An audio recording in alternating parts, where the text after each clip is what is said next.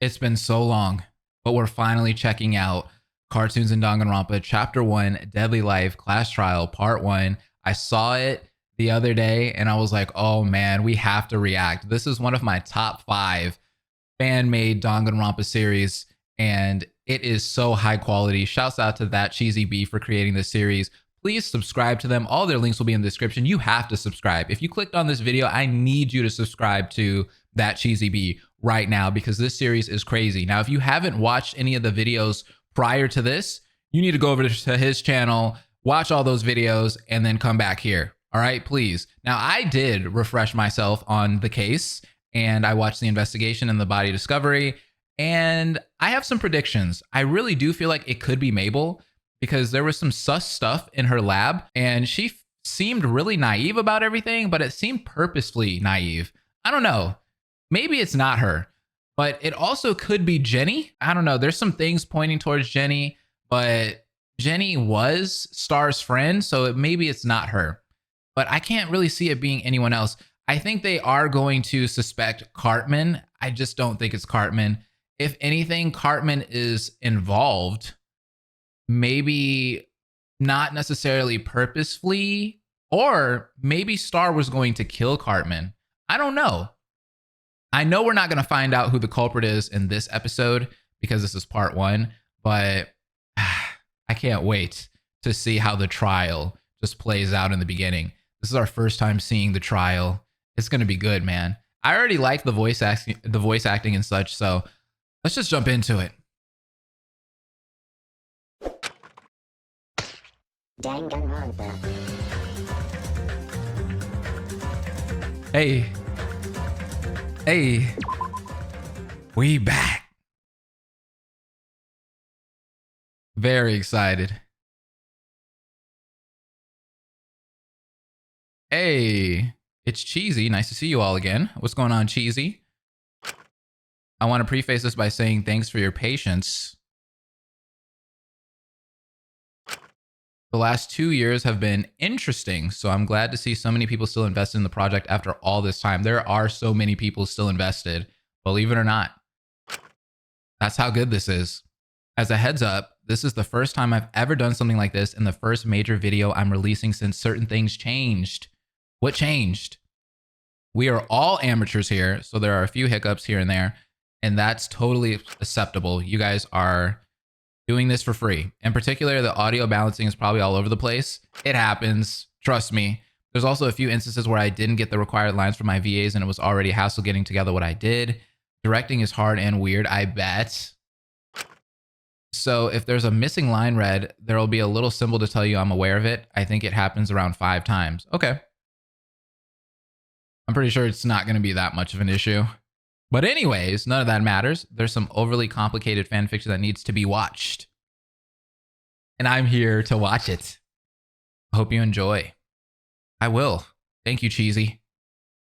Y'all better subscribe, man. Cheesy's amazing.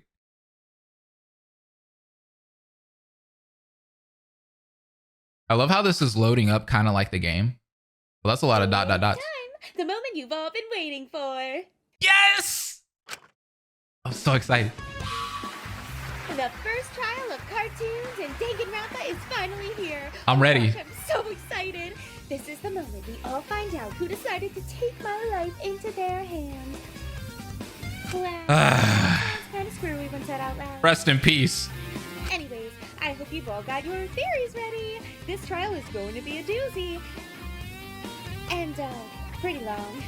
Try not to get the urge to go to the bathroom anytime soon. Oh, Go now. I already went. I went before I started recording. Go on. I'll wait. I already went. Now that the viewers with weak bladders are gone, let's start without them. Remember, check the description for a comprehensive list of the evidence. You're going to need it. Welcome to the class trial. Like I said, I already refreshed myself earlier before we started watching this video, so we're good. I spent like 3 hours refreshing myself because the investigation is very long.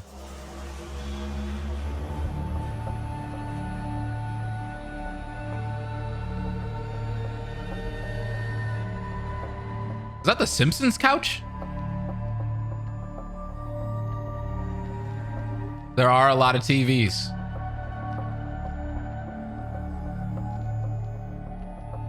All the brain rotting cartoons I can stomach. As if that brain needs any more rotting, right, Eddie? Where are we? Like, what purpose is this room supposed to serve? Oh, you're about to find out, Kyle. Why, it's the class trial room, of course. This is where the magic happens. The clash between the spotless and the blackened hiding within. Don't try to lie to us. This is one of the few rooms Gaz and I got to see before Hope's Peak opened. Oh, really? I think Gaz is going to be like the Kyoko of this game because she's actually like one step ahead of Dib in Invader Zim. Like, she's super smart. She's one of those like quiet people. Honestly, she's exactly like Kyoko in Danganronpa. There's no dedicated class trial room. That would just be ridiculous. Well, there is now, Dib. Yeah, if I remember correctly, this is the simulation room. Well, it's going to simulate the class trial. Simulation room? Check out the framework along the walls. I see it. This is a really cool room, though. It's a remnant of the room's original form, which is just a long series of white grids. It's a room built for creating highly detailed and realistic imitations of, well, anything. So long as you have the skills to create and program it into the system, the simulation room can do it all. Ah, this was one of our professor's major contributions towards the school.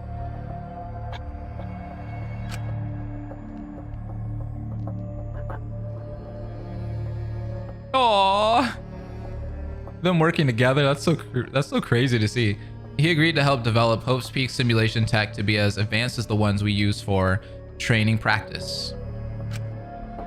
The professor worked alongside 2 other boys to create the most accurate, realistic simulation and testing facility in the world. Professor Utonium. That's our professor. He's the smartest guy we know. Oh, look at the drawing. Bubbles, it's so cute. Where'd you get those crayons and that sketchbook, Bubbles? Good question. From the storage room. I went in and got it just before we went on the elevator in case we needed it. Good idea? Maybe she can sketch out some things for us. There's never been a problem crayons can't solve. I couldn't agree more. Aw, Charlotte.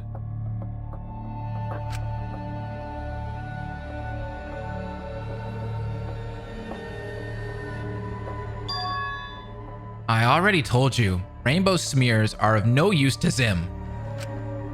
If we're currently in the simulation room, does that mean we're not in Building A anymore? Building A? You mean the school is made up of more than one building?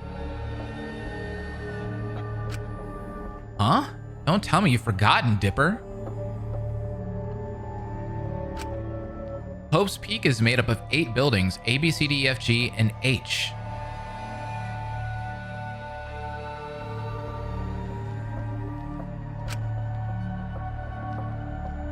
A through G are the buildings made for the talent course. H is the big surrounding building made for students who got in through payment, also known as the reserve course. Oh. I wonder how much you had to pay. All buildings have their own set of dorms, labs, and classes. That's why there's only 16 dorms on the 2nd floor of Building A. Oh, makes sense. Oh, right. My mistake. The simulation room is underground, right below Building B, which is weird because I thought teleporting outside of Building A was impossible. Membrane labs, elevators act as teleportation devices. Oh. They break down your genetic structure and send your atoms to any other elevator within Hope's Peak's grounds. So why couldn't Star... You! Enough with the exposition! Maybe she could. Maybe she was lying. In case you haven't noticed, the stench of death is looming over our heads. Kind of have to agree with Vendetta. Star's case isn't going to solve itself. I feel like Star was trying to kill someone. I think she knew more than she was letting on. And I just have to know what happened. Looks like Star's death is still taking a toll on Jenny. I really feel bad for her. Me too. But at the same time, I think she might be one of the people that killed her, because if it is in self-defense, killing your friend would really suck, right? Imagine being forced to kill your own friend because they are attacking you first. And I feel like that could have possibly happened. Maybe Star was like, I'm going to go after Jenny because she trusts me the most, and why not? And Jenny had to defend herself, and maybe Cartman helped Jenny like clean up the situation, because he might have like showed up and was like, holy crap, you killed somebody. I don't know. I could be way off there. And I'm sure Jenny isn't the only person who made friends with Star. Star was a pretty extroverted person from what I saw. Heck, even Mabel was hanging out with her a few days ago. True. Which is why she's on my suspect list also. I wonder what's going through everyone's head about her passing. Ha! I can't wait to see the look on the killer's face when they take their verbal... This crap is gonna be awesome, dang it. I should have brought some popcorn or something.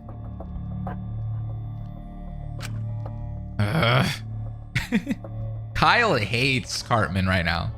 Well, I know what's going on through his head. Hey, Bear.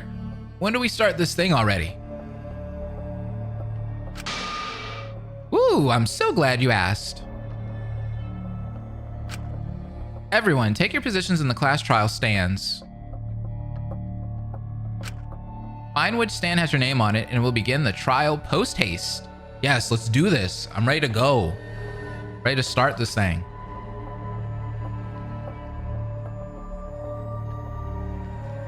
So much exposition. Let's get into the trial. The dots are back. And thus, after following Monokuma's instructions, it all started.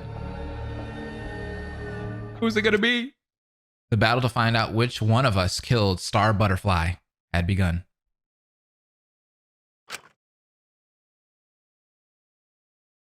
Oh, I'm nervous. I'm trying to figure out like how this is gonna play out. Are we getting like an intro?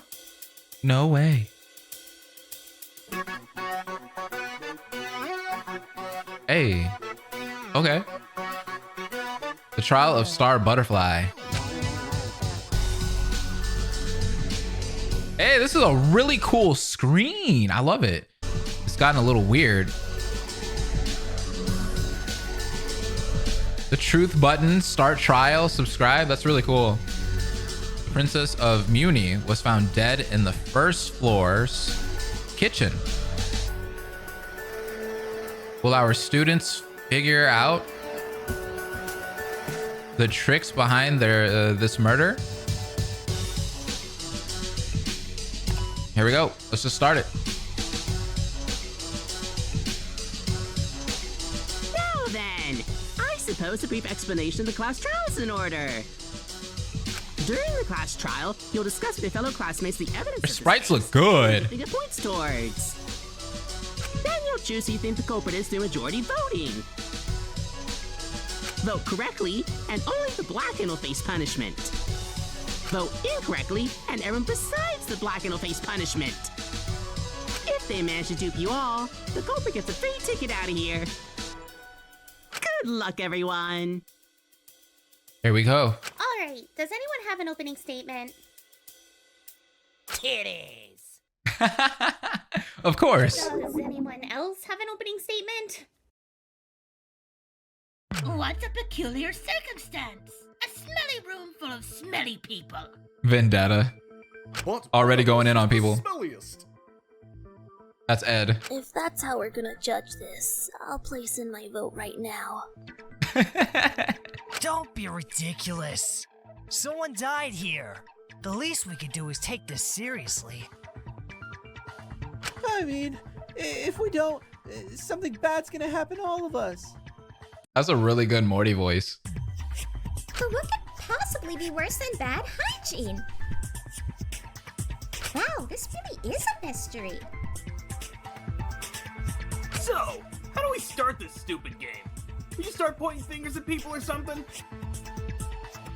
No, we need to be smart about this. Everyone here is on equal footing in terms of discussion. Anyone Right. can bring up, accuse, deny, or redirect anything, so long as there's some reasoning behind it. I suggest we all pay very close attention to what everyone has to say. Sim accuses the dip. Of course he does. Except you! I'm tuning you out! Unfortunately, we can't do that. No. Regardless of who we know, don't know, or plain dislike, someone here killed Star. We'll only find it out through a fair trial where everyone's voice is heard. Okay, Dipper, keep everyone together. Heist. I still maintain that the killer here is Monokuma. Monokuma? No. But why? He's the one who started this whole killing game. Of course it'd be him. No! I'm just gonna butt in right now so we don't go through this entire topic again. Right. Let him know. Seriously, do we gotta go through this discussion in every single game? Right. You already know it wasn't me. That goes against the rules of this game. Roll schmooze! Who says you couldn't just kill whoever you want? It's not like there's anyone to punish you for breaking them anyways. She ain't wrong. Let's get this over with quick. Hey, Dipstick! Huh? You of all people should know why I'm not the killer. Go on, tell him. Okay. Way to put me on the spot. Is there something that makes it unlikely for Monokuma to be the killer? He's too lazy to do it himself. So true. Yeah, he could have killed earlier. Monokuma had me hostage after the event in the gym. He did. Monokuma could have split me into several pieces, but let me go after injuring me a bit. I even used this as part of my plan. I thought he wouldn't do anything to any of us because I assumed he couldn't harm us. Turns out, that rule only goes as far as not taking one of our lives. Yeah, because Dipper was not okay. This game anyway if Monokuma got involved. Every game has its rules, even stupid ones like this. Bizarrely enough, he's also got a rock-solid alibi. Monokuma was operating on Blossom, Bubbles, and Jenny all night, a fact even Jenny herself attested to. Yeah, because Jenny was awake the entire time. I think it's safe to say, Monokuma didn't kill anyone. I guess you're right. Not happy about it, but whatever. Thank God! Now that that's over, the actual juicy stuff can begin. You're really invested in this, aren't you? Yeah. So, he really is one of us. Don't be sad, little one. The only tears I want to see are the ones in my underwear. What? That's tears, not tears. Not that I want to see either. Yeah, me either. Alright, here's a suggestion. Let's talk about all the details we know about the murder. Here we go. Maybe during that discussion, we'll catch something that doesn't quite line up. Great idea, Dib. In that case, does everyone know the basics of what happened? Yes, ma'am, I'm all caught up. I still don't know why Star didn't join us, though. Oh my God. Long trial. Yo, like, I haven't watched Danganronpa in so long, and like, man, them first trials though, man. Just how naive everyone is. It be hurting. All right, it's do or die time. Time to put my experience in Gravity Falls to the test. I'll uncover this mystery no matter what.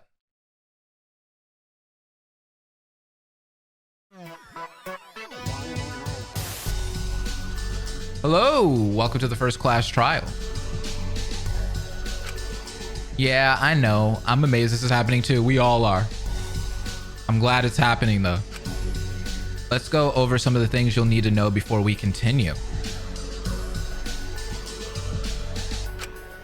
First, you may have noticed that in CIDR, truth bullets are called truth buttons. Yes, like a remote. Buttons on a remote. Well, that's because Dipper uses the TV remote control in order to shoot out evidence, which is really freaking creative. Love it. I'm surprised. I don't think I saw anyone predict this during the investigation phase, but oh well. Nah, I didn't either. Nah, I didn't. I wasn't really paying attention like that. This remote does heaps of cool things. You can obviously do most of the options the original Danganronpa games allow, but in addition, you can also pause. Pausing a line of dialogue with no gold text will have Dipper ask a character to elaborate on that topic. Let's give it a shot, shall we?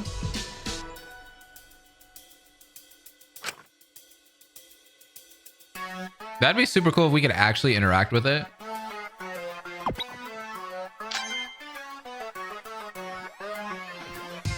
This music's fire. Star's body was found in the kitchen. She has a deep cut in her neck that is likely the cause of death. For some reason, she brought her scissors with her too. She did. Oh, I know why she brought scissors to the kitchen. Why? Elaborate. It was to cut the cheese. What? Star must have been fighting until her last breath. And yet, it was all for nothing. What a weakling. Star died in the middle of the night. Likely around the time that the deadline for the hostages ended. This is getting us nowhere. Do you guys want to die or what? This is really creative, man. I love the TV situation here. Nothing anyone's saying seems out of place. Maybe I should ask some people to clarify what they mean. Let's see how that plays out. Star's body was found in the kitchen. She has a deep cut in her neck that is likely the cause of death. For some reason, she brought her scissors with her too. Oh, I know why she brought scissors to the kitchen. It was to cut the cheese. Of course. Star must have been fighting until her last breath. Pause on that. He's got to What elaborate. makes you say that, Morty? Well, if someone was trying to kill me, I'd obviously have to fight back. If someone was trying to kill you, yeah. Pushover. She must have swung at her killer. the No. moment she was- Yeah, she has clean hands. She's good. Like, there was nothing on her, and the scissors had no blood on them. The only blood was around her neck, and that was it. And that trail of blood.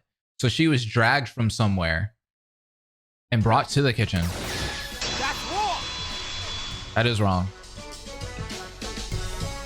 We've already seen evidence that suggests Star wasn't able to fight back. Right. Not only does everyone here seem uninjured, but Star wasn't even able to hold her own throat when she was struck. Right. Yeah, that's right. Her hands are clean of blood.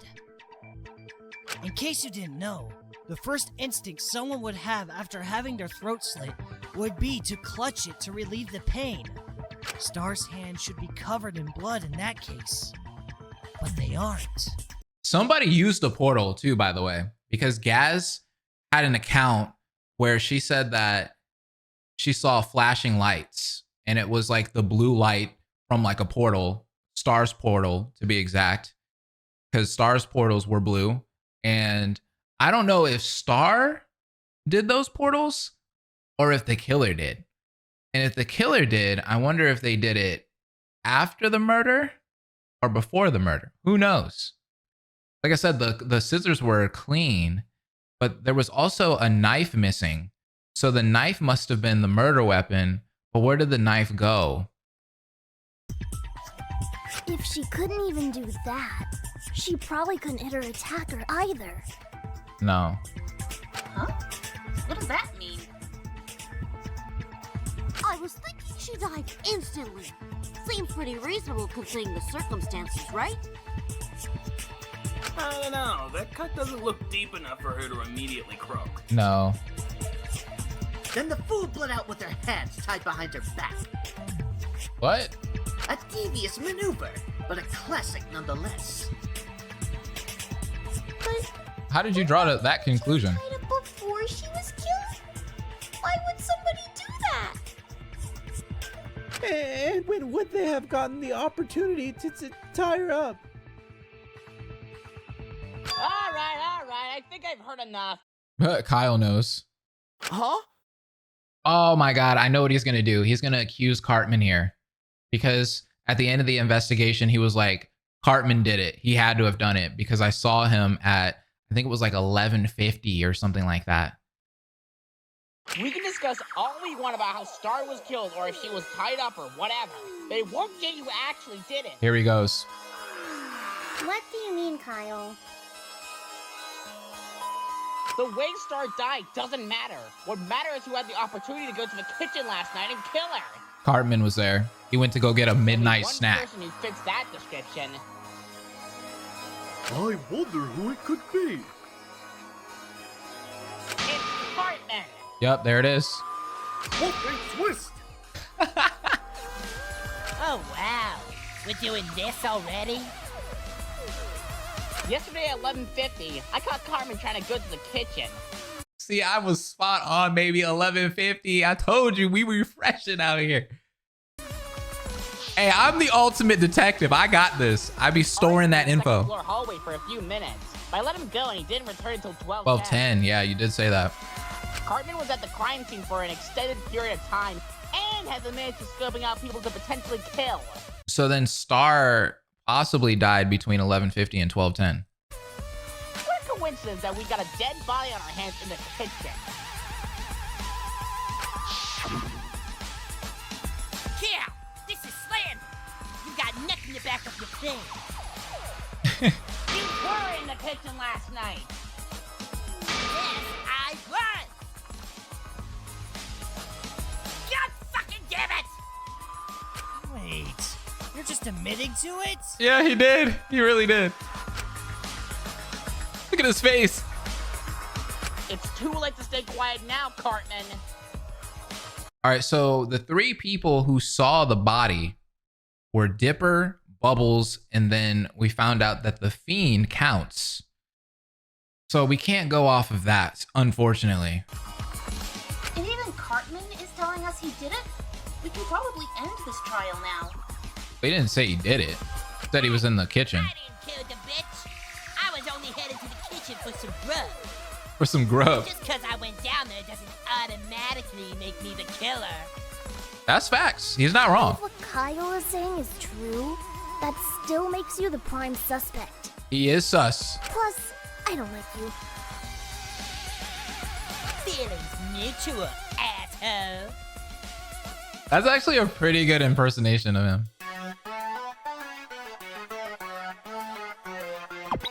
All right, let's see what we're doing here.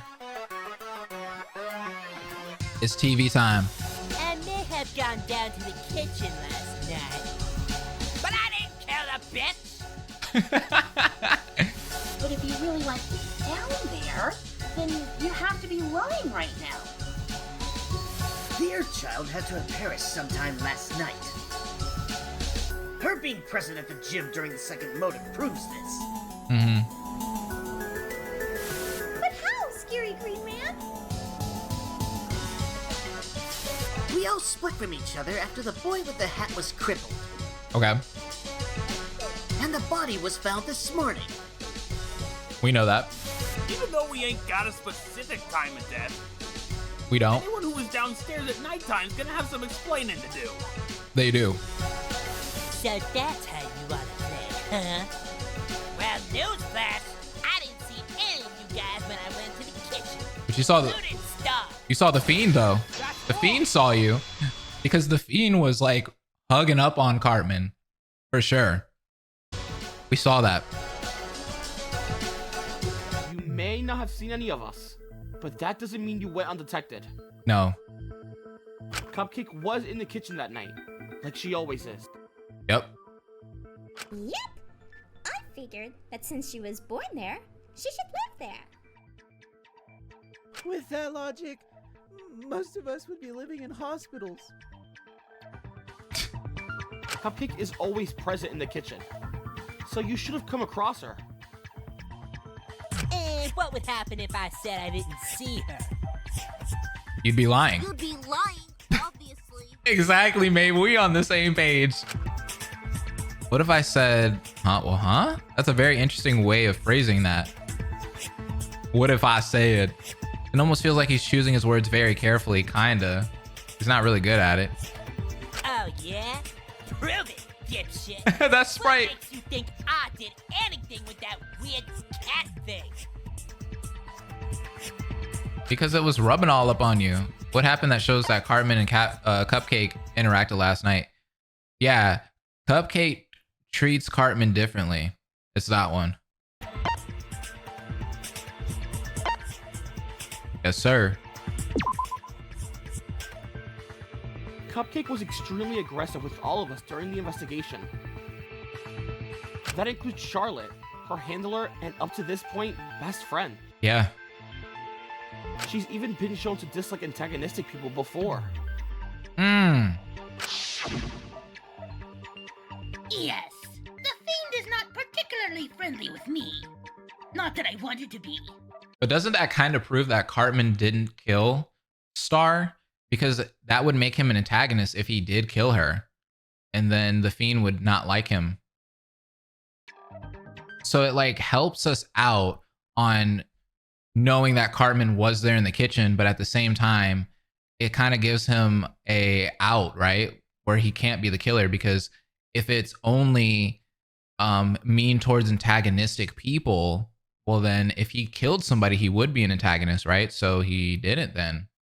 So he must be friendly. This didn't seem to change during the investigation. The only thing that was different in the end was her affection for Cartman. Yeah. So that's checkmate, right? We've got someone at the crime scene at the time of the murder. It's not checkmate. This is also the same guy who stated before that they wanted to kill someone. He did say that. Not to mention the fact that they have a motive. They do. They definitely do. Huh, that was fast. I'm almost impressed with ourselves. You really hate me so much that you're willing to end this shit already? I didn't fucking do anything! Wait! Huh? What is it, Bubbly? This doesn't feel right. What doesn't? Be the main suspect, but doesn't that make Cupcake's actions seem weird? She might be onto something. Cupcake's actions? Maybe she agrees with me. Just treat Eric differently. She treated him positively. Me and Bubbles are on the same wavelength. She gets it. She gets me. She understands. Is she having a positive response to Cartman? Yes, she was. See, I'm ahead right now, guys. What's going on? Like, I should be in this class trial. Make me the ultimate detective. What is happening, Dipper? Get good.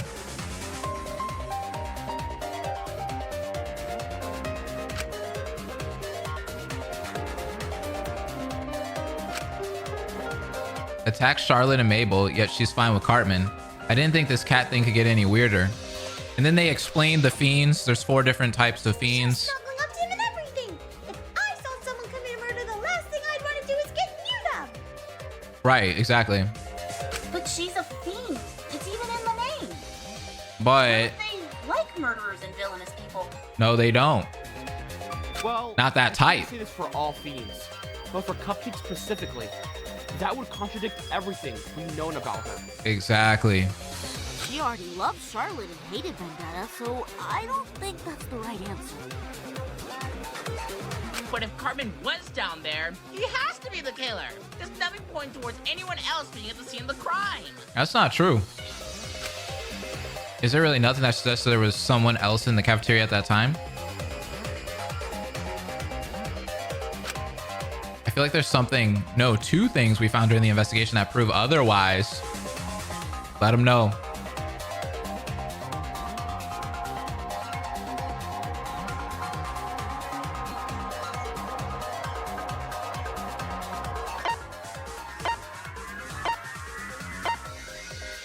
No, it's none of this.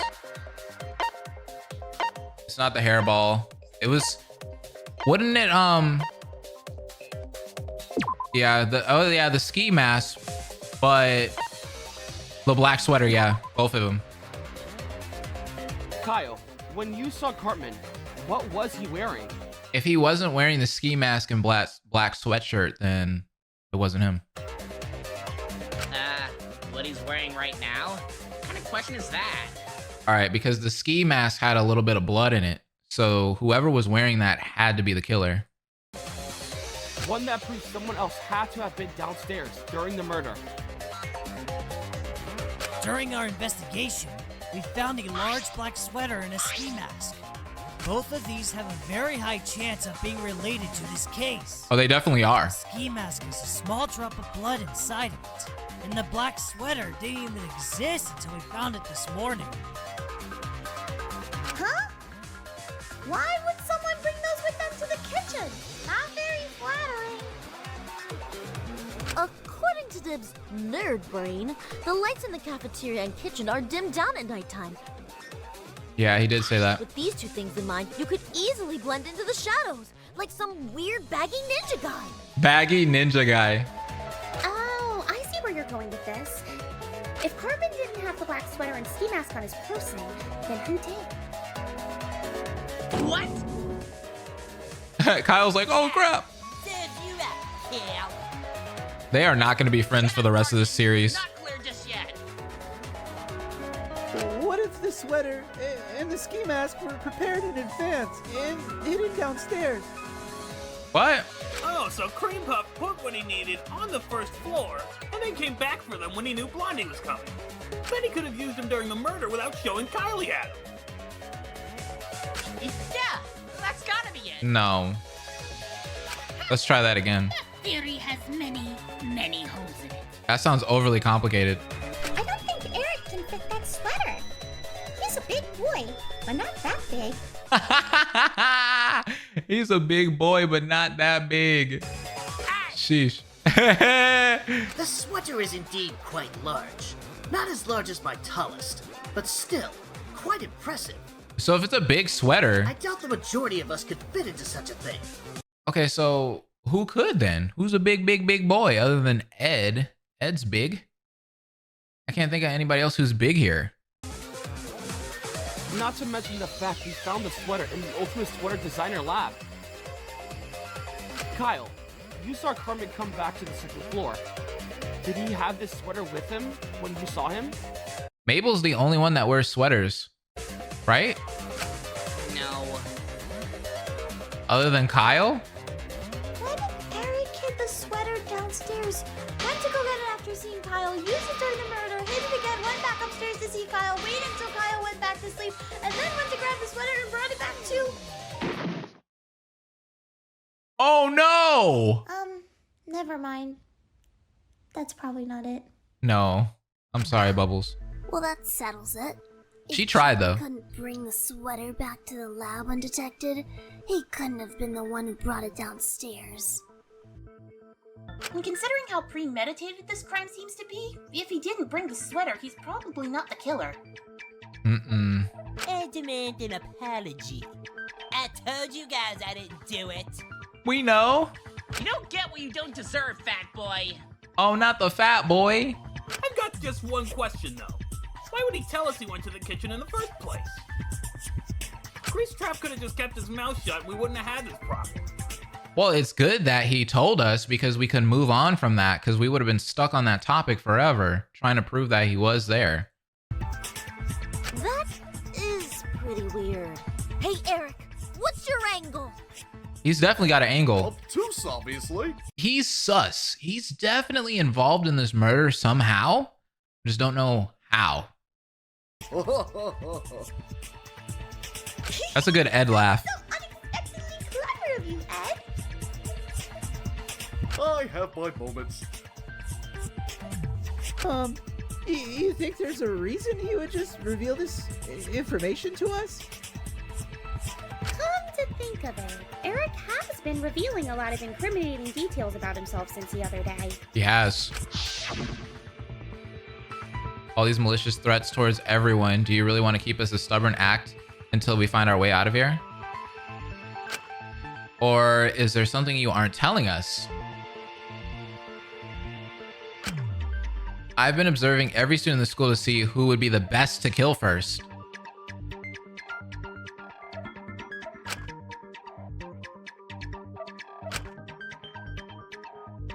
What the heck was that?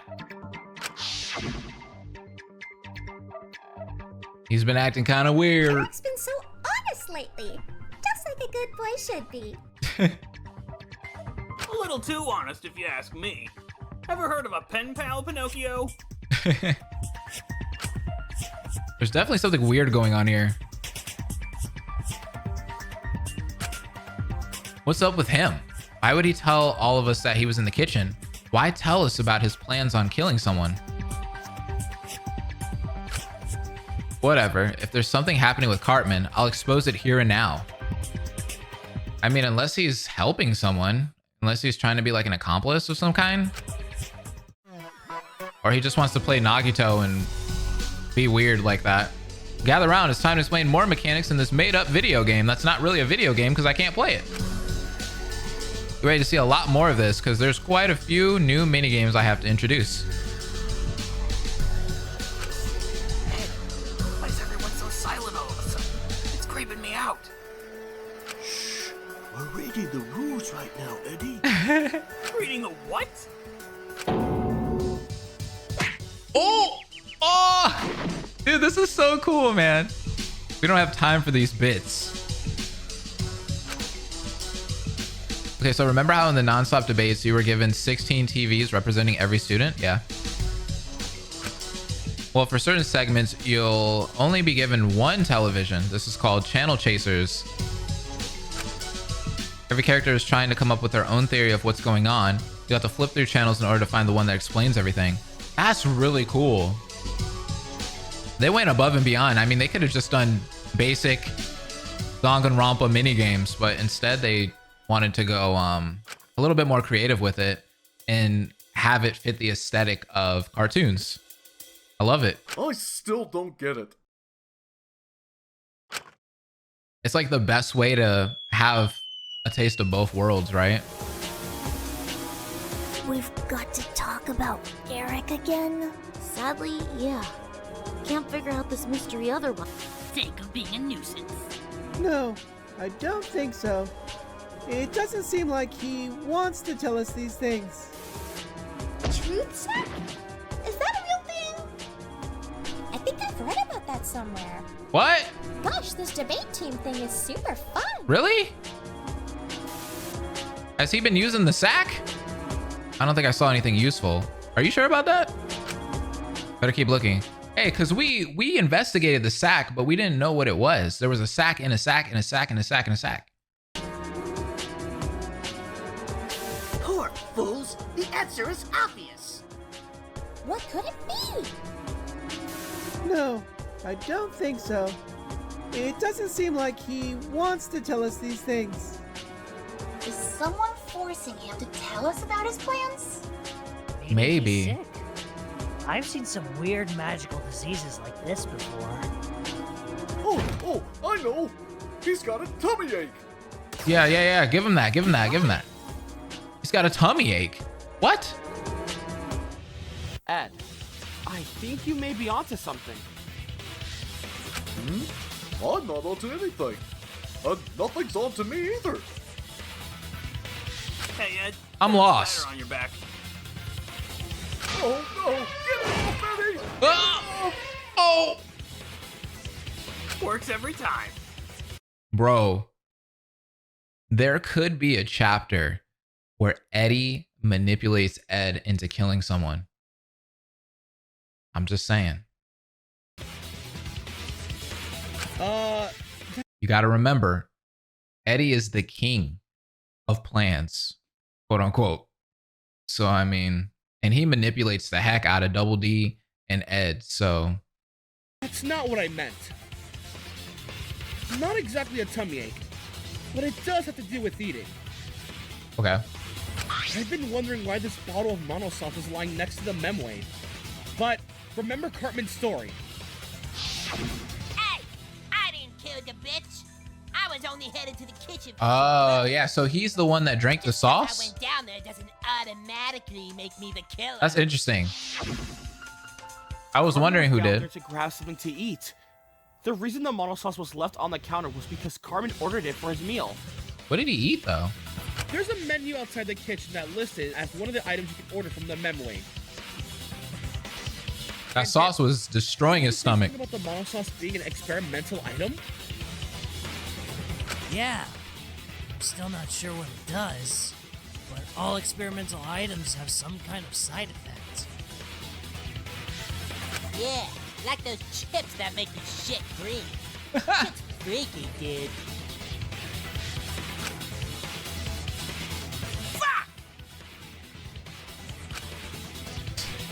Huh? How do you know about that? I was eavesdropping on you. Fucking stop, goddammit! Oh no! I think I know what the side effect is now. Oh my god, that whole scene, the way that it played out. The mono sauce acts as a powerful truth serum that forces the person who ingests it to speak honestly. Oh, I forgot about this part. I didn't remember that. Not only does that justify Cartman's weird behavior, but it also explains the footsteps I heard the other day.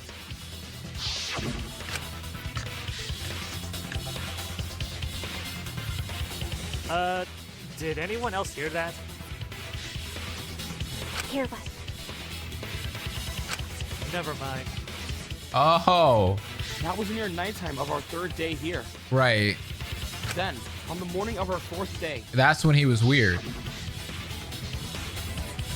My man was eating the sauce. Dang, okay. Yeah, I didn't see that one coming. That one hit me by surprise.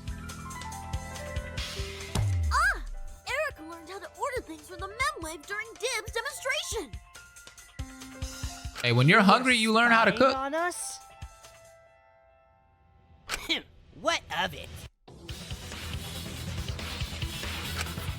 Well, Cartman did say that he was looking for who would be the best to kill first. Guess we were on the table as well. Okay, then we've settled it. Eric can't lie to us, which means... Eric, be honest with me. Did you kill Star? Nope.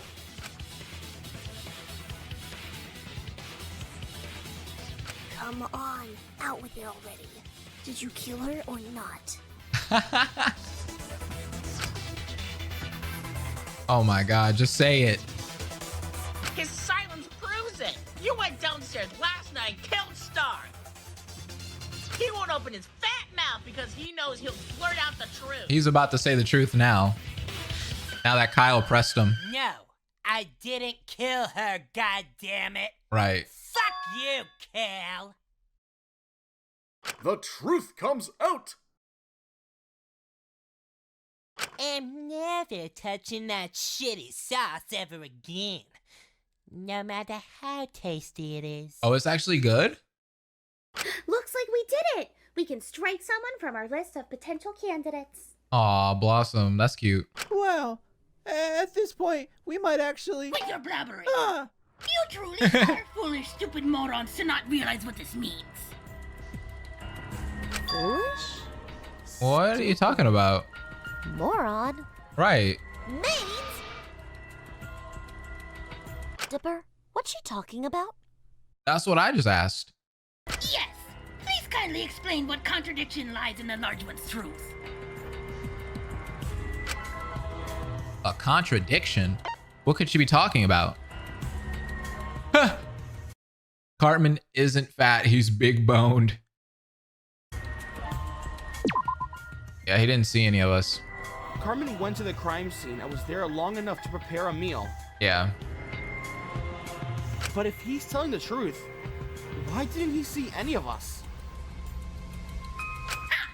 It seems you're not as useless as I thought you were. He said so earlier. Well, she was on it with that. Well, newsflash, I didn't see any of you guys when I went to the kitchen, including Star. Yeah, he said he didn't even see her. Dang, so she had to die after that then. Huh? That's strange. Yeah, that's easy to explain. He got the time of death wrong, obviously. But hold on. She didn't technically die in the kitchen, right? Because there was the marks, the blood trail. So she was dragged there from somewhere else. And maybe they used the portals. I don't know. The time of death. We assumed that the murder took place around the time Cartman went downstairs sometime between 11:50 p.m. and 12:10 a.m. So it had to be after that. But the reason we assumed that was because we thought Cartman was the killer. Right. I assumed the exact same thing. If the Earthling cannot lie to us, then there is no doubt that the murder happened after the meeting of the Hatted Boys. Hmm. Ooh, are we doing spaceman talk now? Spaceman talk. No, this is a perfectly normal dialect. Be silent, Blue One. Almost gave it away. In that case, are we back to square one? What do you mean? Well, if the murder happened after Cartman came back to the second floor, then we don't have a prime suspect anymore. Plus, true. Almost no one has an alibi for that time. We can only rule out superheroes and Cartman. Even Kyle's back on the list of suspects. Hey, what the hell, dude? Oh, well, it's true. Sorry. Can't even be upset about that. That's facts. Is that really true? If Cartman didn't see anything, then the crime would have had to have happened after 12:10 a.m. That also lines up with the fact that I saw that shadow at 12:20. Yeah. Then this has to be the answer, right?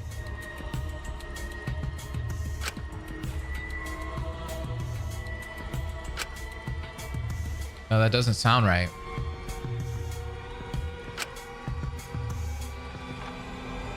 There's something in my evidence that shows that Star was killed earlier than that. I gotta convince everyone that this is the answer. I'm trying to think. What's the piece of evidence?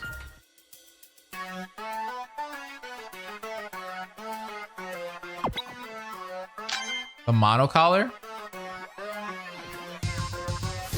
If Cartman didn't see anything, then the time of death has been wrong this whole time. There's something that's been bothering me. Oh yeah, because somebody tried to contact Star and there was a meeting time, right? Didn't they send that at 11:50?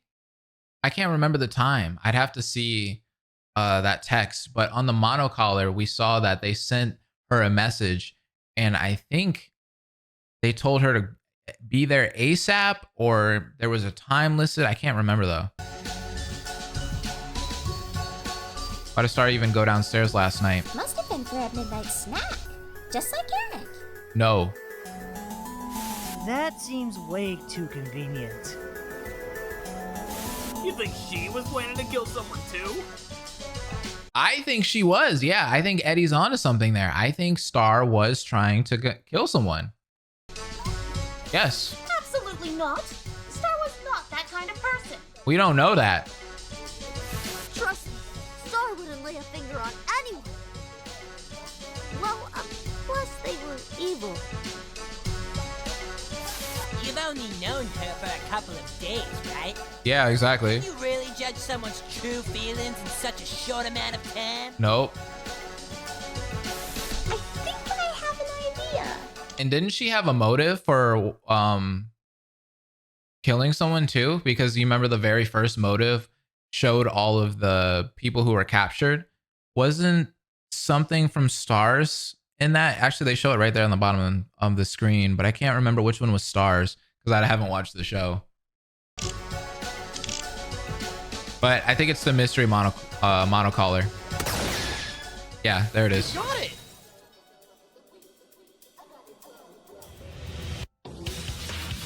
That's it, Bubbles. You hit the nail right on the head.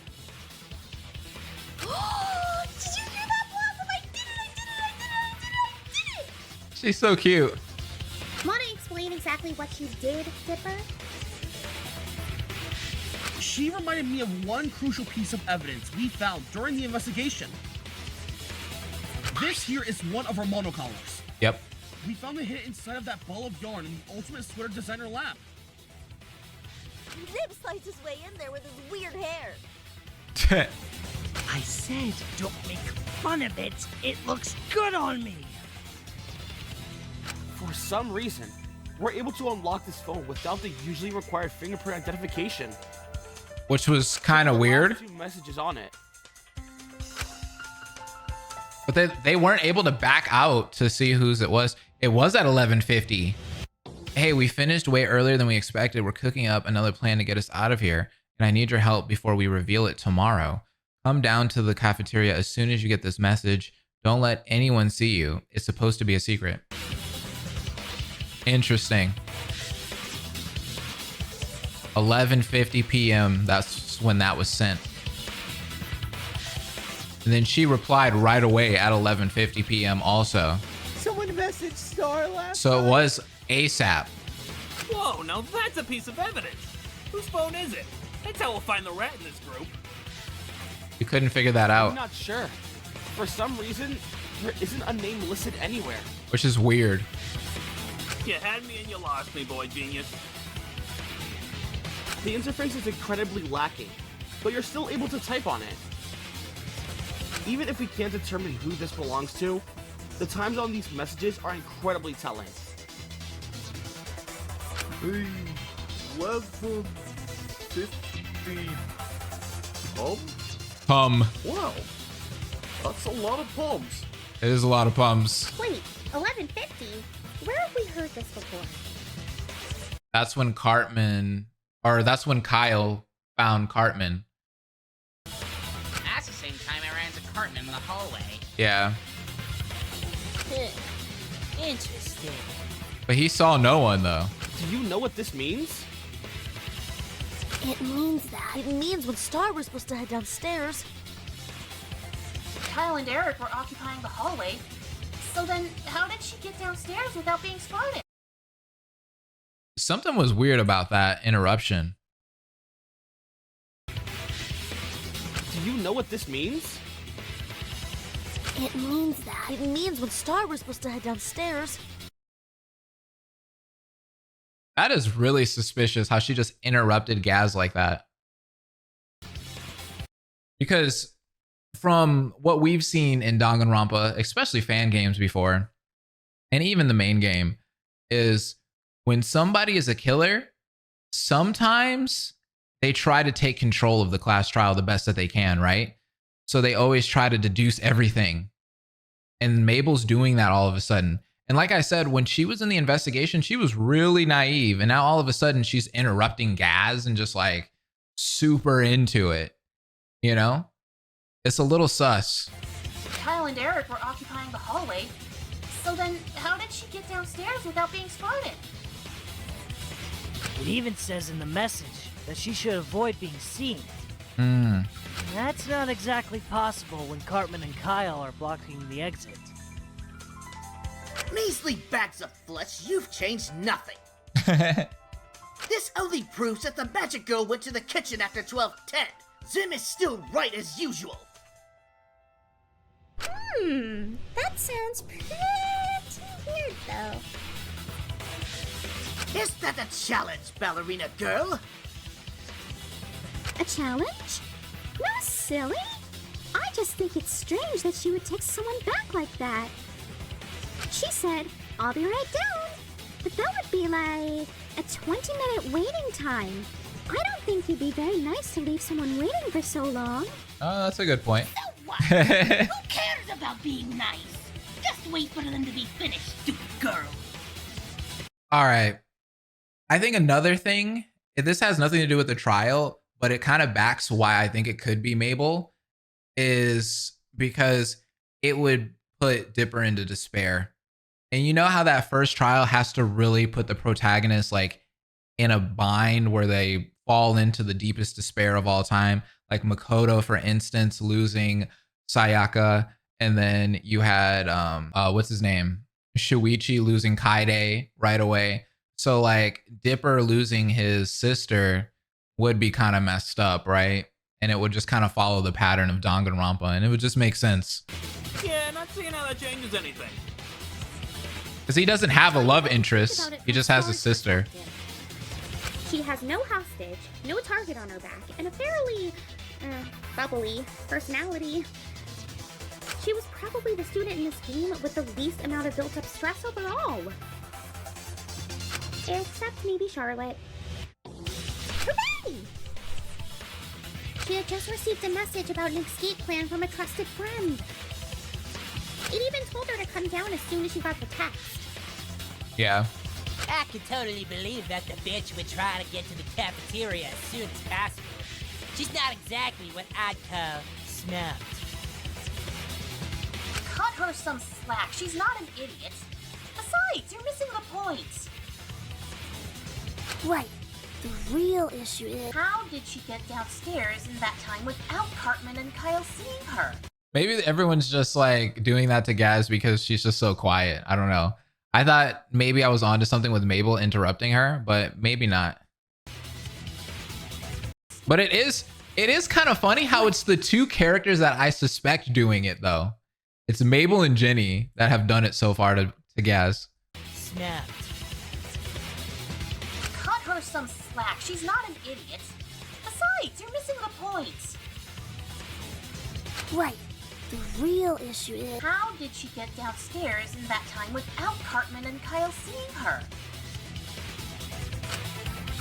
Good question, but I think I've got the answer.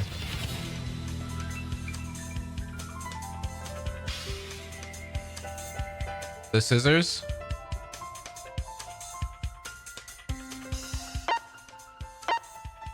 There it is. Star did have a method to sneak past Cartman and Kyle.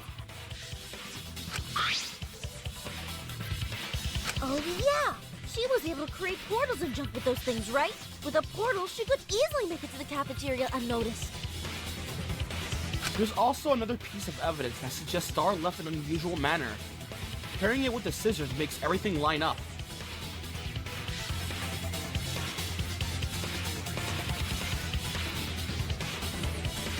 Is it Gaz's account? Or am I a little too ahead? Oh, the monocollar. Yeah, in her room. Yeah. But yeah, because we learned that that's the key to get into your room. And if she just left it in her room, that means that she knew that she could get back into her room anyway. So that means she used her portal to get out of her room, and she was going to use it to get back into her room. Star left her monocollar inside of her room. Right. Huh? Why would she do something like that? Yeah, don't we need those things to open our rooms? Don't Blonde just lock herself out? That would be the case if she didn't have a way to get back without it. She has the portals. If she could teleport back into her room, she wouldn't need her monocollar. Nope. Then we've got our answer. She used the scissors to... We interrupt this program to... Courage! Need I remind you that those scissors were a failure in every conceivable way? It was so bad, it caused that Lubbock over there to bash his head against the wall. Fun times, fun times. If you can't remember that, then you have no business being in this conversation. Whoa! Calm down. This isn't baseless. No. There's another reason why I think this is the method Star used. Then prove it to me, Tree Beast. Tree Beast? From Sim's point of view, you're in the way of Sim's survival. Wait, did he say that because do they live in a tree? I haven't seen Gravity Falls. I wanted to watch a Gravity Falls video, actually. I might do that next. Maybe we'll do that in the next, like, week.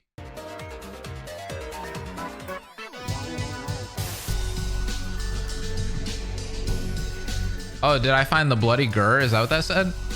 No, I didn't, actually. I haven't been paying attention. I forgot all about that. This looks like Rebuttal Showdown, doesn't it? I totally forgot about that. That was a thing in this series. That's like a little Easter egg. It's something that's basically the same, but instead you'll be grinding on words while riding a skateboard. Ooh, like rocket power. If we were using a skateboard, you may ask. Don't think about it. Yeah, I mean, yeah. Good point. Zim will shoot out his argument piece by piece at you, and you'll have to platform on those words to continue the conversation. Words in golden text will boost you forwards and will give you extra jump height. Ram into your enemy 3 times to move on to the final blow phase. In this phase, you'll pick a truth button that demolishes your enemy's argument. Zim doesn't have much of an argument here anyway, so this will be very simple. Got all that? Well, let's begin.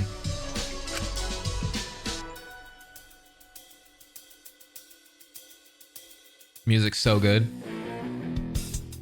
Hey.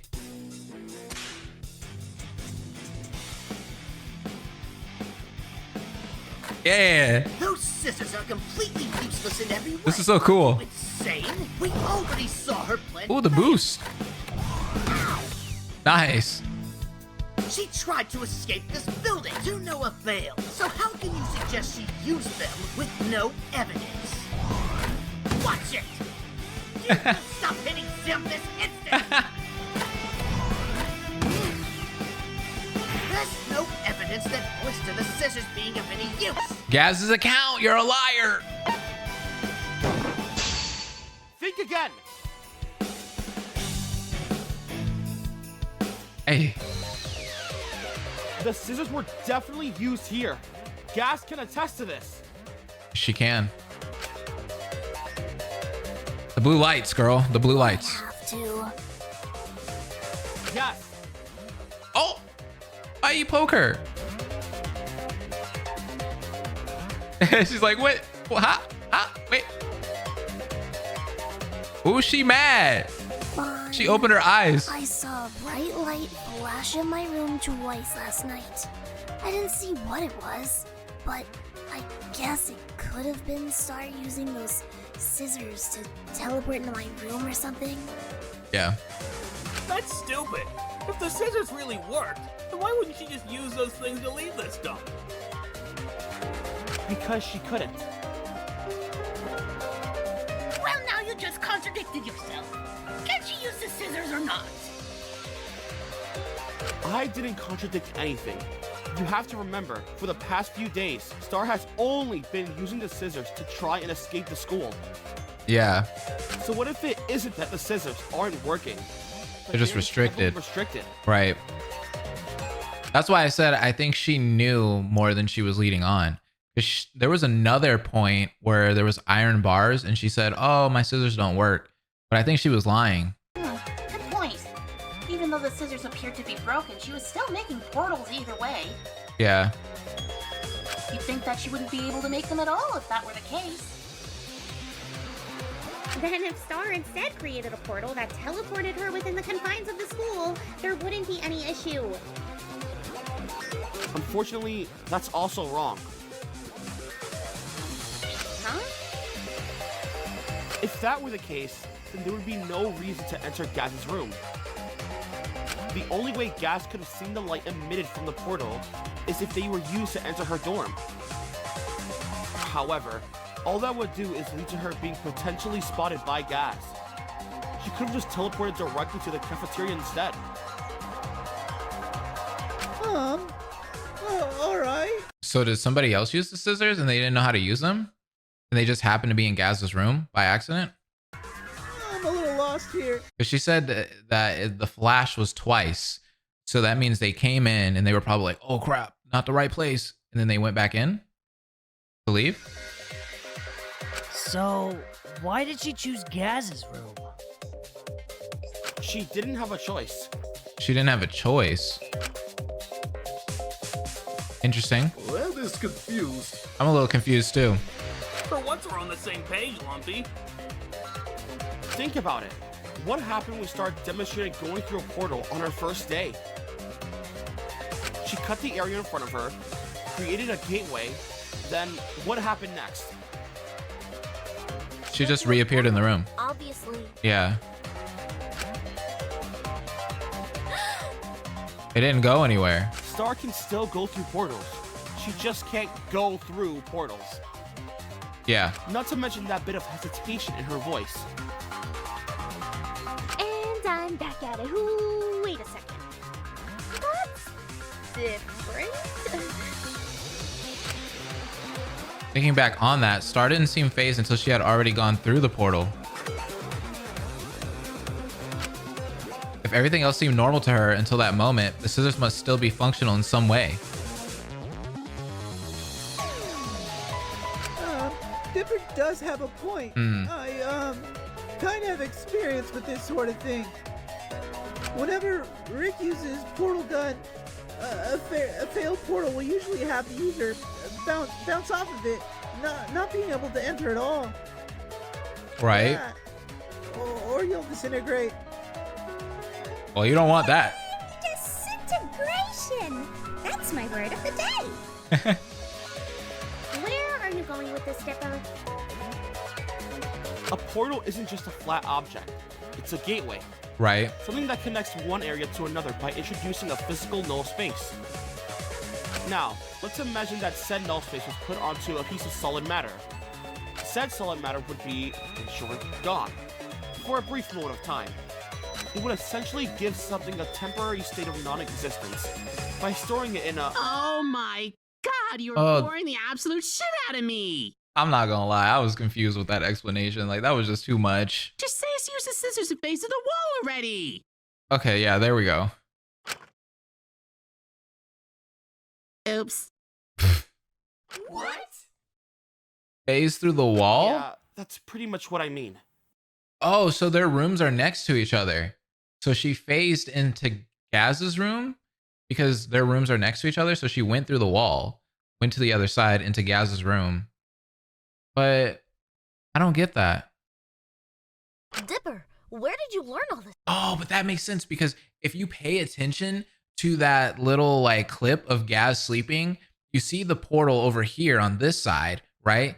And then it's like she went to the other side of the room and went to the other wall. Bruh. That's why it was shining into.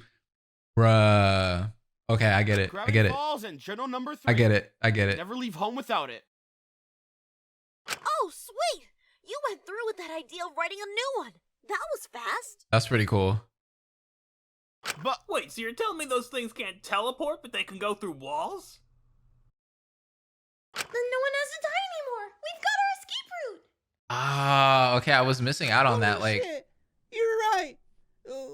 We can just use the scissors on the outer walls of the school and... Hold it right there, buckaroos. He's like, nope. Since I messed up and spoiled a crucial trial detail, I might as well give you the rundown on these scissors.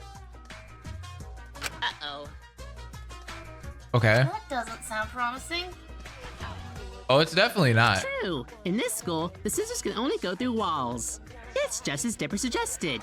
That's good. Portal creation temporarily replaces whatever object your space is placed on with magical portal matter. Okay. Think of it like you're a digital artist. You've done the line art, coloring, and shading on a character background. Uh-huh. Then, while you're putting on the finishing touches, bam! You realize too late that you've been drawing on the wrong layer. Oops. That mistake that you just made is now part of that drawing. It's completely replaced what was originally there. The only way to get rid of it is to hit undo and restore your work to its former glory. Yeah.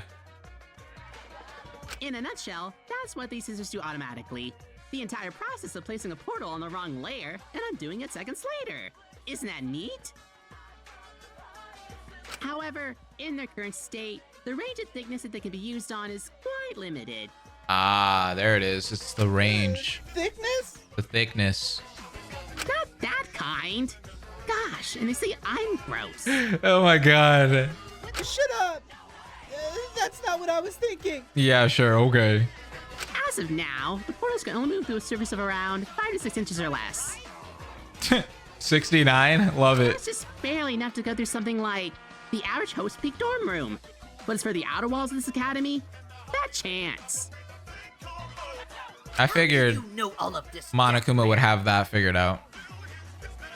Why That's what I allow Star to keep such a powerful tool. Hope's Peak has done loads of testing to make sure each and every method of escape is impossible. Hope's Peak working with magic? That can't be right. Even if that's true, why would they need to test ways to keep people from escaping the academy? Well, they don't want you to escape. Man, I've already got my plate full with this trial. I don't need more mysteries poking at my brain right now. Understandable. The horrific details and said, no, you can't escape. Who knows? Maybe that information will be relevant later. Daddy loves him some foreshadowing. What? Daddy? Anyways, back to the show. All right, then.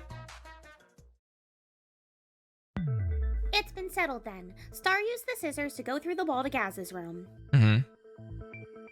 I'm not quite sure I'm fully grasping Star's actions. If she didn't want to get caught, why go into Gaz's room? Yeah, see, yeah, oh, yeah, their rooms are right next to each other. Did she create a portal towards the back of the dorm rooms? Oh, good point. Way, she wouldn't have had to pass by anyone while sneaking around. Can you go back there? Maybe she already tried that and it didn't work? Maybe. Looking at the map for this school, the back walls of the dormitories seem to be much thicker than anything else. Yeah.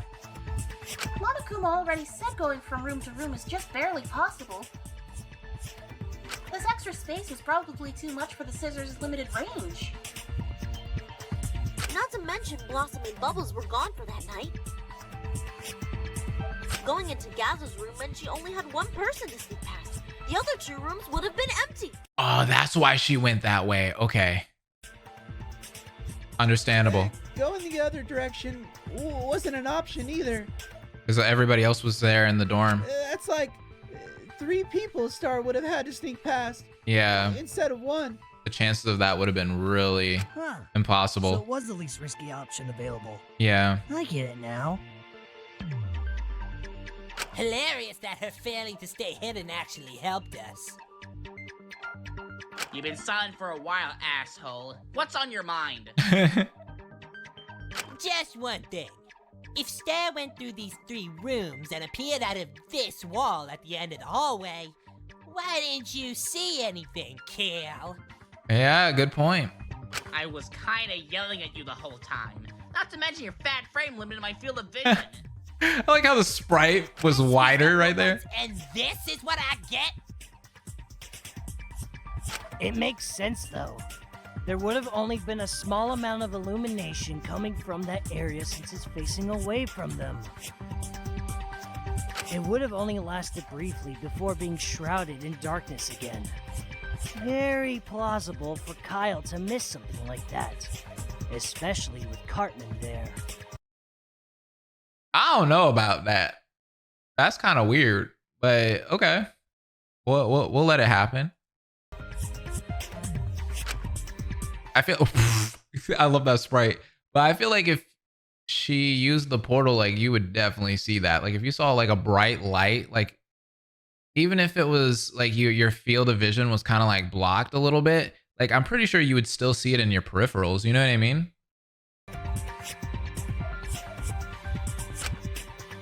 Why is Gaz staring at me like that? Did I do something wrong? It was that poke, bro.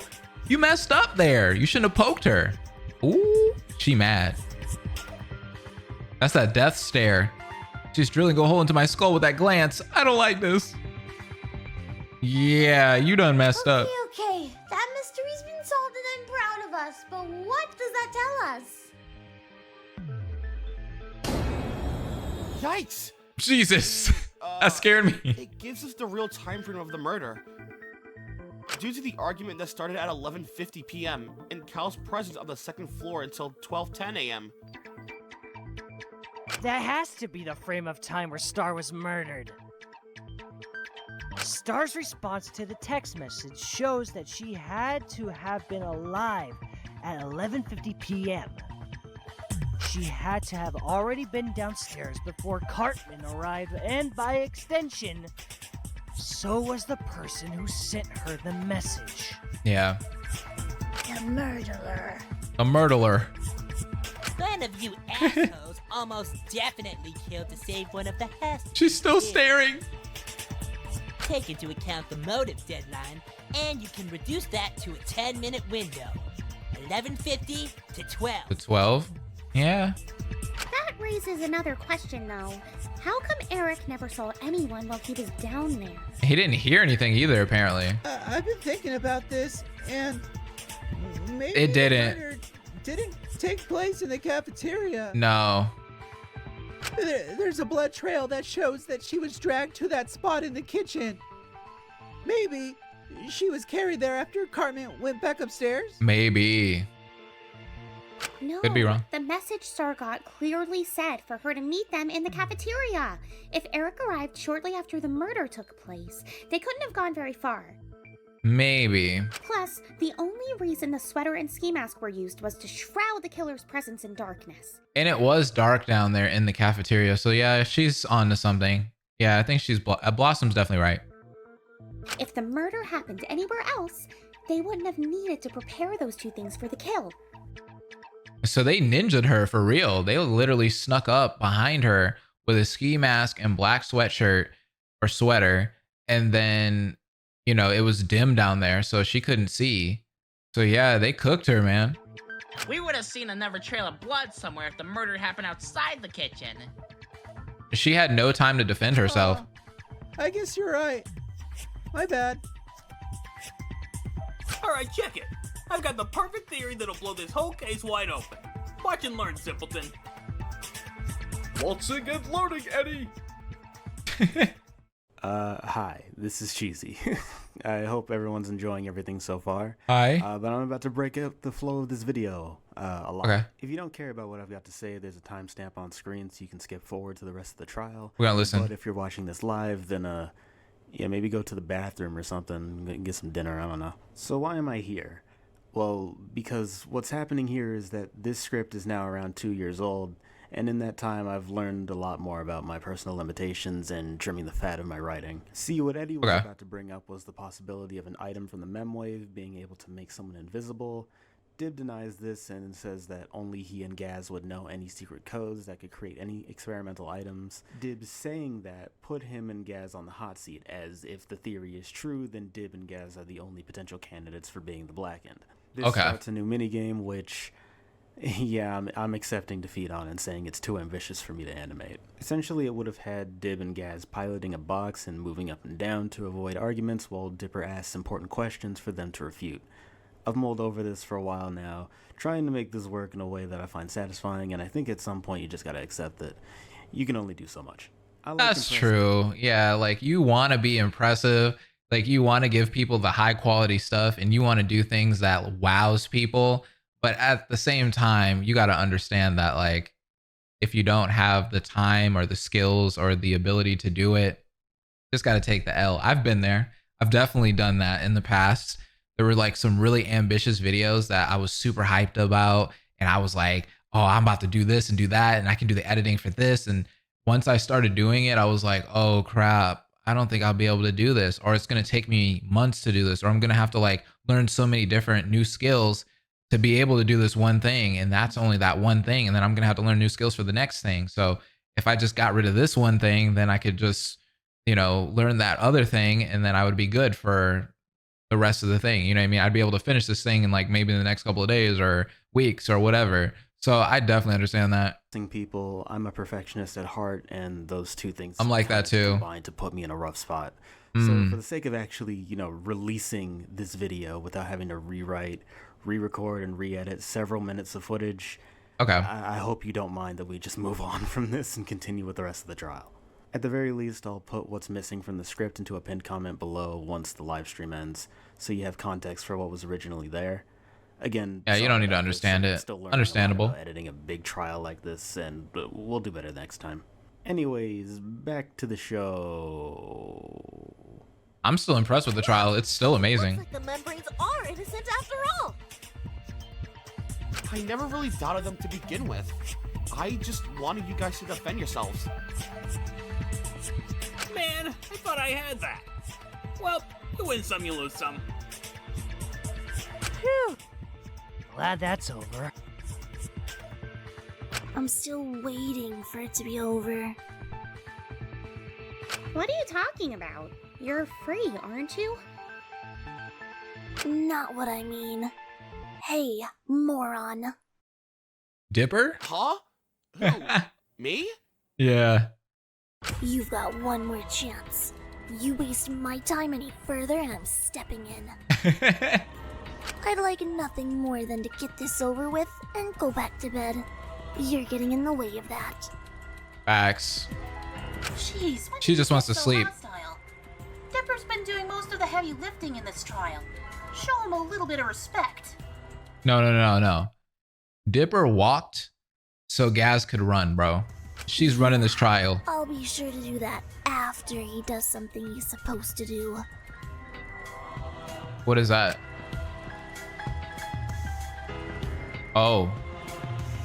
Oh no. What's been up with Gaz? She's been acting really bitter towards me for a while now. You know something. What does she know that I don't? Or maybe you do know. Anyway. Maybe you do know, but you're in denial. Because you know that it's Mabel, bro. There's something about this case that I found really interesting. Oh, really, Mabel? Tell us about it. You said you saw someone at 12:20 a.m., right? Yeah, he did. Ah, right. I woke up last night and heard distant footsteps moving through the hallway. I was still in a really weak state at the time, and I couldn't see very well either.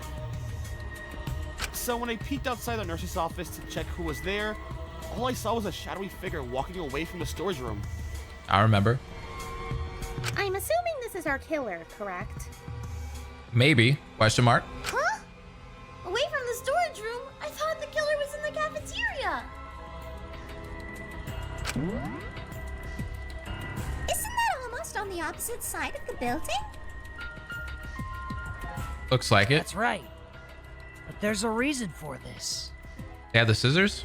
We know that the killer used the ski mask during the murder. Right. When we found it, it contained a very small bloodstain on its inner walls. It's likely the killer came back to the storage room to return this mask, leading to Dipper accidentally seeing it. Oh, good point. Yeah, but why? That's what's been bugging me about this. What's the point in returning the ski mask to the storage room? Why not just take it with you? Especially since, there's blood inside. Fools! It's very simple. The killer wanted to hide the mask in plain sight. By grouping the mask with others of its kind, it would slip past everyone's detection. Unless it doesn't, which is what happened. Yeah, it didn't. But This wasn't really again, planned out well. if Dipper is telling the truth about the pathway the killer took, they would have almost done a full lap around the first floor. Would they really want to risk staying in this area for that long just to put the mask back where it belongs? I've been wondering a lot about the way the killer placed the evidence. It feels a lot of it was left in random locations. Yeah, they were just trying to get rid of it. They didn't plan this out very well. Some things like the mask and sweater were put back where they originally belonged, while things like the monocollar and the knife were placed haphazardly. I can't tell what the killer was going for when they decided to do this. I think they were panicking at this point. Did they want to be spotted? What about... That's it.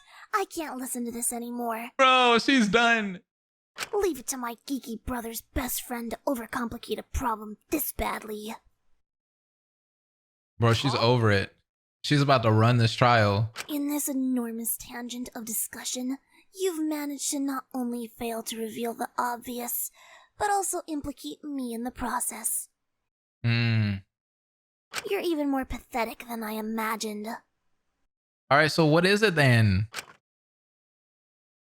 You're putting the man down, but you're not telling us what it is. Ouch. Let's step back for a moment and remember what this whole conversation was about, shall we? This here is one of our monocollars. We found it hidden inside of that ball of yarn in the Ultimate Sweater Designer Lab. Someone messaged Star last night? Whoa, now that's a piece of evidence. Whose phone is it? That's how we'll find the rat in this group. I'm not sure. For some reason, there isn't a name listed anywhere.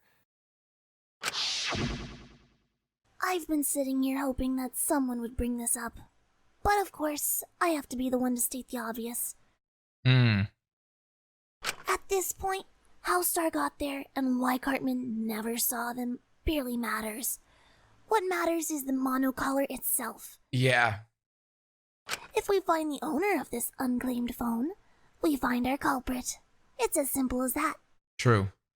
Oh, I see what she's going to do here. So basically she's like, all right, everyone put your monocollars up.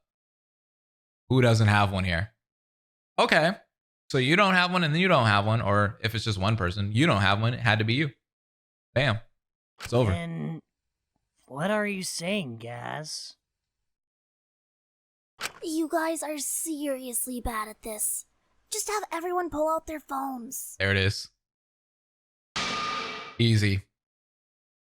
Dang. Whoever. Just like I said, Dipper walked so Gaz can run, bro. She ran this trial. She ran this. My brain on hand is the killer. Even if there's more than one person without a phone, we've at least narrowed the list of suspects down. Right. It's over. Here's mine. Now, if you didn't kill Star, I suggest you show us your monocollars too. Dude, it's gonna be Mabel, bro. Bro, it's gonna be Mabel, bro. What is this horrific aura? I can feel myself being strangled by it. Every fiber of my being getting weaker and weaker. What is this power? It's the power of Gaz. Well, here's mine, I guess. Okay, Eddie. Ed. Okay.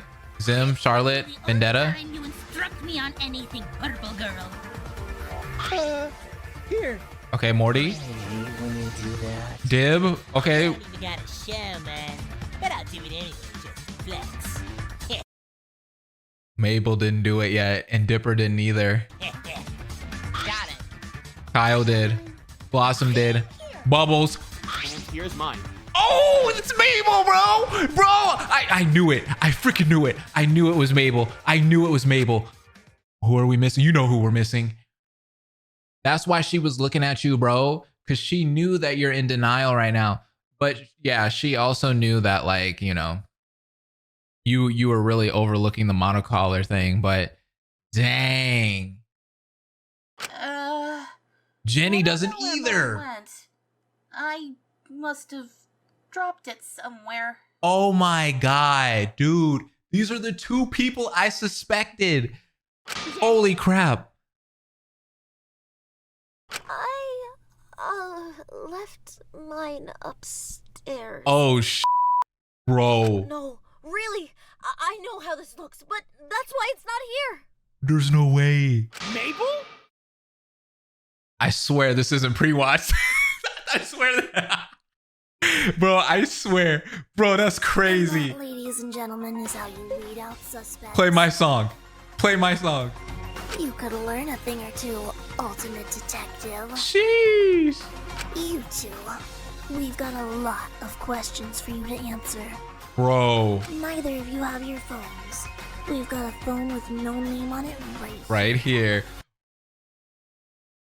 I was spot on, baby. Both suspects. I had two suspects. Both of them ended up being right here.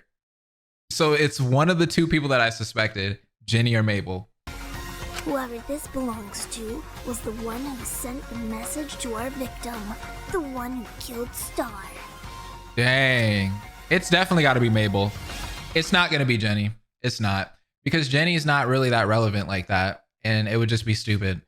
It has to be Mabel because, like I said earlier, she is connected to the protag. The protag needs something to be a hero later on. Put him in despair and he becomes a hero later on.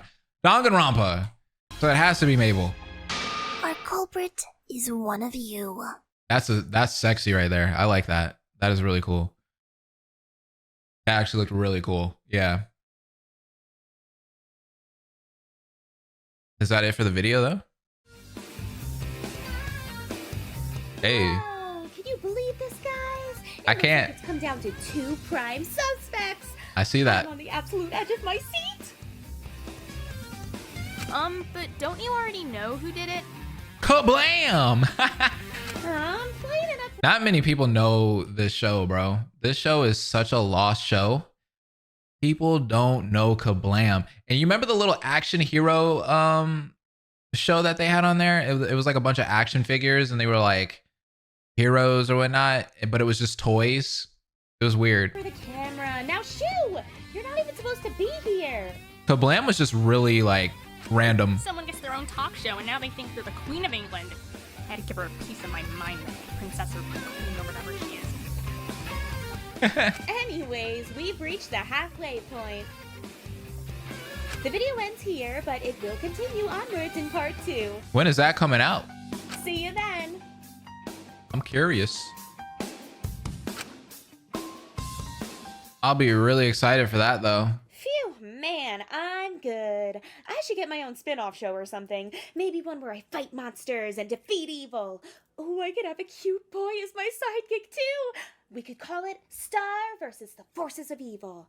Yeah, I like the sound of that. That's just your original That's just your show, yeah. Hey, don't stifle my creativity. That's funny. That seems like it's it. All right, so let's talk a little bit as this is going on with the credits. Shouts out to Cheesy B. They did great. Like I said, subscribe to them. All of their stuff will be in the description down below, all the links and stuff to get to this video and also their channel. I just wanted to talk about the production. The production was phenomenal. The sprites look really great. They look so good. You guys did great with the sprites. The voice acting was great. Now, I do see what you meant by the audio balancing. There were a couple points where the audio balancing was kind of off, but for the most part, it was good. Audio balancing is so hard to do, especially when you're working online and there's not like a studio where everybody can record their lines. So everyone's volumes are like up and down and left and right, and everyone has different microphones. It's really hard to make sure everything's going to be balanced correctly. It just is. It's impossible almost online. That's why, you know, studios and stuff have a place where the voice actors come in and they do the voice acting, right? For the most part, except during COVID. And that was a big problem during COVID, by the way, because when voice actors were staying at home, a lot of them didn't have like the necessary like space to do voice acting. So I don't know if you guys noticed, but there were a lot of like shows and stuff that were being recorded during COVID, and you could kind of hear like the little buzzing noises or, you know, audio balancing kind of being off. Like I remember Genshin Impact had like some interesting voice lines at times where I was like listening, because I'm an audiophile, and I was like, oh my God, that person is definitely recording like in their room, their like bedroom or something like that, or maybe their closet, because I could definitely hear something like slightly in the background, like a buzzing or something that you wouldn't hear if you were recording in a studio, right? So that is very hard to do. So don't be upset about that, Cheesy. Like, you did the best that you could. It sounded good for me, at least. I'm an audiophile, like I said earlier, so if it passed my test and I think it's cool, I'm pretty sure most people are gonna be like, heck yeah, this was fine. You know what I mean? Because most people aren't as picky as I am. When you said that you were a perfectionist, I'm the same way. I am so the same way. I had to stop doing that. Like when I went to therapy recently, that was something that was like a topic, because I have stress and anxiety like really bad. And perfectionism was like one of those things where like my therapist is kind of helping me with that and like navigate that. So I'm getting better with it. Now I'm just like, I just roll with the punches. I'm just like, okay, I can't do everything. I can't be the most perfect. And, you know, my editing might not be top notch. You get what you get. All right. Like you get what you get, bro. I'm not saying it's lazy or anything like that, but I'm not going to like break my back and be all stressed out and high level anxiety because, you know, oh, it's not perfect. With that being said, I feel like the production was really good. You guys did like a really good job there. Enjoyed it. On top of that, I feel like the mini games and stuff, those were really cool. Like you were able to stick with like the Danganronpa setting, but you were able to like kind of make it unique to the cartoons, right? Like the cartoon aesthetic. So that was awesome. So I just saw that it says, I'll see you in 2032 for part 2. And I know Cheesy is just making a joke about that because I think he's actually going to do like a follow-up video talking about where part 2 is and when it might come out. But something I used to say back in the day when I was covering Fangans like heavily is for a lot of you guys, and Cheesy was talking about it here, where like you got to understand your limitations, right? And that's why a lot of people kind of went over to the Instagram side and started doing Instagram rompas, because those are a little easier to make.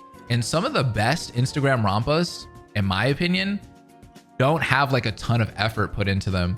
They're like really cheesy and just kind of like quickly thrown together, and they're not high quality. They don't have like a drawn background or anything like that. It's just a bunch of character sprites in Danganronpa video game screenshots in the background, and that's it. You know what I mean? They have the text boxes and stuff.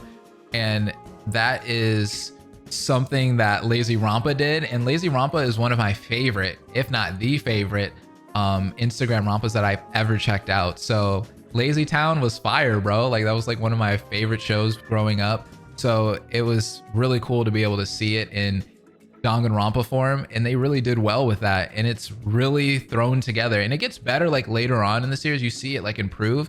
But what I like to tell people is know your limitations as a creator. And you know, when it comes to these series, I get it. You want to wow people. You want people to be like, oh my God, this was so cool. This was like the best thing that I ever seen. I get it. As a creator, that's what you want, is the praise. The praise is the best part. This is a passion project, and like the viewers might not stick around. They might not, unfortunately. And don't feel bad if they don't. Just release the content when you can. This is a free project. You guys aren't making any money off of this. So yeah, just put them out when you can. And I get it. I definitely can relate to you guys. And I just want you to know that take your time. Like part 2, it comes out when it comes out. Would I love part 2 to come out next week? Heck yeah. But if you feel like you can't do that, just release it when you can. And I'm cool with that. I waited for chapter 1, Deadly Life Class Trial part 1. How long has it been? Like a year and a half, 2 years almost? I don't even remember the last time I watched a video of cartoons in Danganronpa. It's been so long. And I'm like a completely different YouTuber at this point. It's been that long. Like, I think when I was covering cartoons in Danganronpa, I only had like 40K, maybe even 30K subscribers at that time. And like now we've like doubled, if not tripled, if not quadrupled that. So that's pretty interesting to like think about right now. It's like, dang, the last time a cartoons in Danganronpa episode came out, I was a really small YouTuber. But yeah, this was great. Thank you, Cheesy B, for creating this. And I will be waiting for a part 2. Take your time. Do not rush it. You know, and also remember there's limitations. You saw that here in part 1 and you explained it. And just know that no one's mad at you. No one's upset with you. This was great. I love all of the things that you did here. It was creative. It was unique. And I want to see more in the future. So I can't wait. Hit that like button if you guys enjoyed. I hope you enjoyed. Please subscribe to Cheesy B. Subscribe to me if you enjoyed. And I'll see you guys next time. Hope will never die.